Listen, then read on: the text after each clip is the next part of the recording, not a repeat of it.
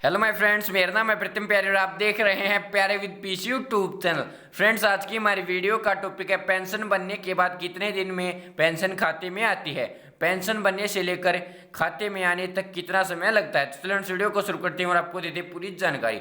तो फ्रेंड्स, मेरे पास कमेंट आती हैं कि सर हमारी पेंशन 2 महीने हो गए अप्लाई किए हुए, हमने उस तारीख को अप्लाई की थी लेकिन पेंशन अभी तक पास नहीं हुई है।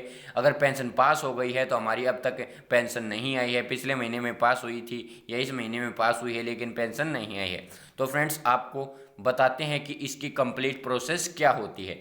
तो फ्रेंड्स, अगर आपने पेंशन अप्लाई कर दी है तो आपकी जो पेंशन है वो कंप्लीट 3 महीने के अंदर ही पास होगी। यानी अगर आपने पेंशन मई में अप्लाई कर दी है, यानी आपने इस महीने में पेंशन अप्लाई की है, तो फ्रेंड्स जो आपकी पेंशन है वो पूरे 3 महीने लग जाएंगे आपकी पेंशन पास होने में। तब तक आपकी पेंशन पास नहीं होगी। 3 महीने में पेंशन पास होती है फ्रेंड्स, पूरा समय लग जाता है।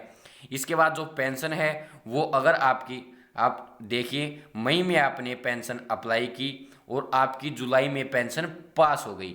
आपकी पेंशन पास हो चुकी है, अब आप सोच रहे हैं कि हमारी पेंशन अब आ जाएगी। तो फ्रेंड्स, आप वेट करते हैं, पेंशन जुलाई में भी नहीं आती है। आपको 3 महीने हो गए, पेंशन पास हो गई लेकिन उस महीने में भी आपकी पेंशन नहीं आई। इसके बाद आपको अगस्त का महीना आया, अगस्त में भी आपकी पेंशन नहीं आई, तो आप चिंतित हो जाते हैं कि हमारी पेंशन क्यों नहीं आई। तो फ्रेंड्स, मैं आपको बता दूं, आपको चिंता करने की ज़रूरत नहीं है। फिर आपकी पेंशन सितंबर में आएगी। फ्रेंड्स, जो मैं महीनों का एग्जाम्पल दे रहा हूं, आप ये न सोचें कि आपकी पेंशन आज आपने अप्लाई कर दी अब तो सितंबर में ही आएगी। तो मैं ये आपको एग्जाम्पल समझा के बता रहा हूं कि पेंशन आने में लगभग पूरे 5 महीने का समय लग जाता है पेंशन अप्लाई करने के बाद।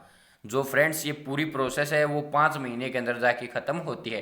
3 महीने तो पेंशन पास होने के होते हैं और जो 1 महीना होता है उसमें आपकी पेंशन जारी कर दी जाती है। लेकिन आपको पता होगा कि अगर आपकी पेंशन अप्रैल की है वो मई में आती है और जो मई की पेंशन है वो अगले महीने जून में आती है। इस प्रकार जो आप पेंशन लेते हैं वो आपकी पिछले महीने की पेंशन अगले महीने में आती है। जैसे इस महीने की जो मई की पेंशन बढ़कर आई है वो अप्रैल में ही बढ़ा दी गई थी, लेकिन वो पास जो है, जो पेंशन है वो अगले महीने में ट्रांसफ़र की जाती है पिछले महीने की, तो वो मई में आई है।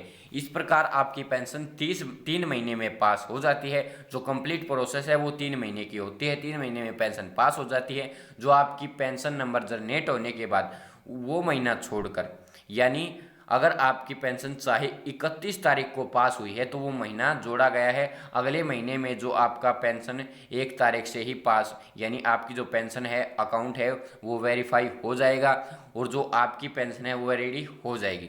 अब आपकी जो उस महीने की पेंशन अगले महीने में आ जाएगी। इस प्रकार जो प्रोसेस होती है वो पूरे 5 महीने में जाकर ख़त्म होती है। तो आप चिंता नहीं करें, आपकी पेंशन अगर पिछले महीने में पास हुई है तो अगले महीने में, यानी यह महीना छोड़कर अगले महीने में पेंशन आ जाएगी, वो पक्का आएगी।